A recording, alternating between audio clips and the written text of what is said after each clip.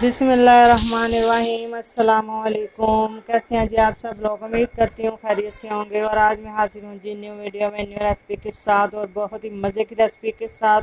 आज मैं बनाने जा रही हूँ जी बीफ शामी कबाब, जो इतने मज़े के बनते हैं यकीन जानिए जब आप लोग देखेंगे और आप लोग ज़रूर इसको ट्राई करेंगे। और जब ट्राई करेंगे तो फिर आपको बहुत ही इसको एंजॉय करेंगे। चलिए जी शुरू करते हैं अल्लाह ताला के बाबरकत नाम से, जो बड़ा मेहरबान नहायत रहम करने वाला है। जी मेरे पास जी हाफ़ के जी बीफ का गोश्त था बोनलेस, तो इसमें मैंने एक अदद बड़ा प्याज वो कटिंग करके डाल दिया है रफली, और 6 से 7 अदद सब्ज़ मिर्चों का पेस्ट था, और साथ ही मैंने 1 चम्मच अदरक लहसुन का पेस्ट, ये कुछ मैंने लौंग हैं 8-10, और साथ ही मैंने दालचीनी का टुकड़ा था वो 2, और एक बादियान का फूल वो शामिल कर दिया है इसमें।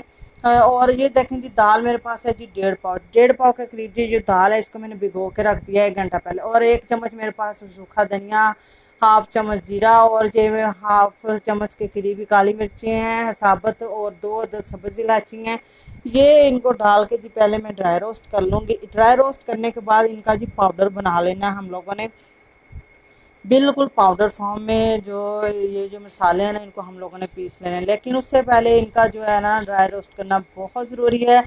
इससे इसका टेस्ट बहुत ही अच्छा आता है। और आप लोग इस तरीके से इसको एक बार ज़रूर ट्राई कीजिएगा। आप लोगों ने भी शामी टिक्की शामी बनाए होंगे। जब ये इस तरीके से बनाएंगे तो चिकन वाले कबाब और शामी आप लोग भूल जाएंगे, आप लोगों को यही टेस्ट अच्छा लगेगा। तो ये देखिए जी इसको जी लो फ्लेम पे हमने ड्राई रोस्ट कर लिया है। अब जी इसमें मैं शामिल करूँगी कुछ स्पाइसेस। ये है जी 1 चम्मच के करीब मैं इसमें शामिल कर रही हूँ रेड मिर्चों का पाउडर, और 1/2 चम्मच इसमें हल्दी पाउडर, 1 चम्मच भर के इसमें मैं नमक शामिल कर दूँगी, और पानी इसमें मैं ज़रा 1.5 से 2 लीटर के करीब में शामिल करूँगी। इस स्टेज पे मैं दाल शामिल नहीं करूँगी, क्योंकि अगर हम लोगों ने इसमें दाल शामिल की तो कुछ जो बीफ होता है वो जल्दी सॉफ्ट हो जाता है, जल्दी गल जाता है, और कुछ जो है ना वो काफ़ी टाइम लेता है। तो इसलिए मैं इसको चेक करूँगी ये मेरा बीफ कितना टाइम लेता है, क्योंकि अगर मैं साथ में डाल दूँ तो अगर बीफ ना गला और दाल तो हमारी 5 से 7 मिनट में हो जाती है। तो मैंने जी इसको आधे घंटे के बाद चेक किया, ये बिल्कुल भी सॉफ्ट नहीं हुआ था उस, और काफ़ी इसमें कसर थी। और फिर मैंने इसको जी 15 से 20 मिनट के और मैंने प्रेशर लगाया, और फिर मैंने जी इसको जी चेक किया तो ये देखे जी माशाल्लाह मक्खन की तरह, मलाई की तरह बिल्कुल सॉफ्ट हो चुकी हैं बोटियाँ, और मुकम्मल तौर पे ये गल चुका है। तो ये जी इसमें अब मैं शामिल करूँगी ऑयल।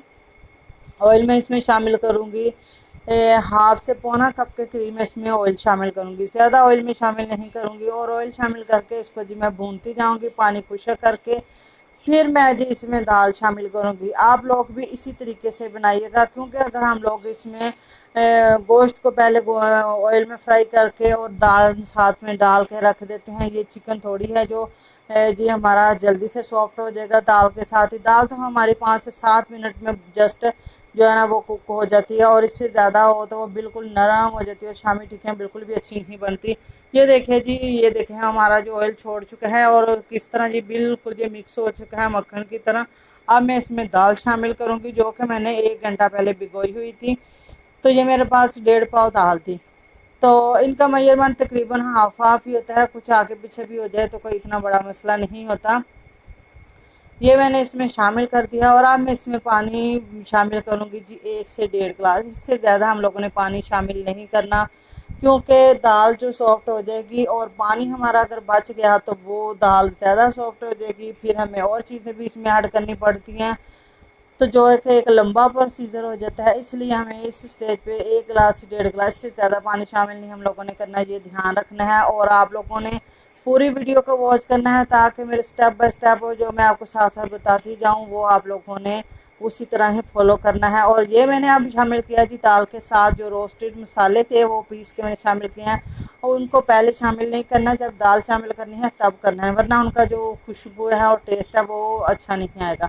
तो देखिए जी मेरे 5 से 7 मिनट जस्ट इसका मैंने प्रेशर लगाया, देखें बिल्कुल दाल भी सॉफ्ट हो चुकी है, पानी खुश्क हो चुका है, मुकम्मल तौर पे रेडी है। इसी स्टेज पे आप लोग इसको मदनी के साथ पीस सकते हैं, कुंडी डंडे के साथ पीस सकते हैं, अगर चॉपर है उसमें डालें। मैंने फूड प्रोसेसर में डाल के इसको जी मैंने मुकम्मल तौर पे ये देखें जी इसको मैश कर लिया है। अब मैं 1/2 टी स्पून इसमें गरम मसाला, और मैं थोड़ा सा सब्ज़ धनिया था मेरे पास पड़ा हुआ वो मैंने शामिल कर दिया। अगर आप लोगों के पास सब्ज़ धनिया थोड़ा ज़्यादा हो तो आप ज़्यादा शामिल कीजिएगा, बहुत ही अच्छा लगता है। खुशबू भी बहुत अच्छी आती है और देखने में भी बहुत अच्छा आता है। चिली फ्लेक्स भी मेरे पास हाफ टी स्पून मैंने वो शामिल कर लिए हैं, इनका भी बहुत ही अच्छा आता है। इसको शामिल करके जी मिक्स कर लेंगे। इसी स्टेज पे हम लोगों ने इसमें शामिल कर नमक वगैरह मिर्च वगैरह चेक कर लेंगे। अगर आप लोगों को कम लगे तो इसी स्टेज पे आप डाल सकते हैं। अगर आप लोगों का ये मैटर पतला हो जाए तो इसमें आप ब्रेड क्रम्स और यहाँ बेसन को भून के भी शामिल कर सकते हैं। और लेकिन मेरा ये देखें जी, मैंने परफेक्ट सारी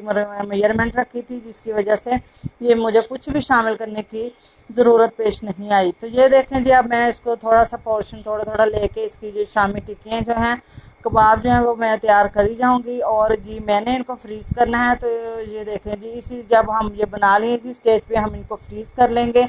ये 15 से 20 दिन माशाल्लाह से कुछ भी नहीं इनको होता, और वैसे भी 15-20 दिन निकलते नहीं हैं, ये पहले ही ख़त्म हो जाती हैं। तो अब जी मैं इनको कुछ फ्राई करूँगी। साथ में एक अदद मैंने अंडा ले लिया, उसको मैंने तोड़ के फेंट लिया, और साथ ही जी इसको मैंने अंडे में डिप करके तवे के ऊपर मैंने थोड़ा सा ऑयल डाल लिया, और साथ इसको जी मैं रखती जाऊँगी। ये बहुत ही अच्छा इनकी कलर, ये देखें जी माशाल्लाह से बहुत अच्छा कलर आया। अगर आप लोगों को मेरी ये वीडियो अच्छी लगी हो तो इसको लाइक ज़रूर कीजिएगा, चैनल को सब्सक्राइब कीजिएगा और बेल आइकन को प्रेस कीजिएगा। यकीन जानिए, जब आप लोग लाइक करते हैं, चैनल को सब्सक्राइब करते हैं, हमें बहुत खुशी होती है, हमारे दिल से दुआएं निकलती हैं। और आप लोग इसी हम ज़्यादा से ज़्यादा मेहनत करके किसी नई वीडियो लेके आते हैं।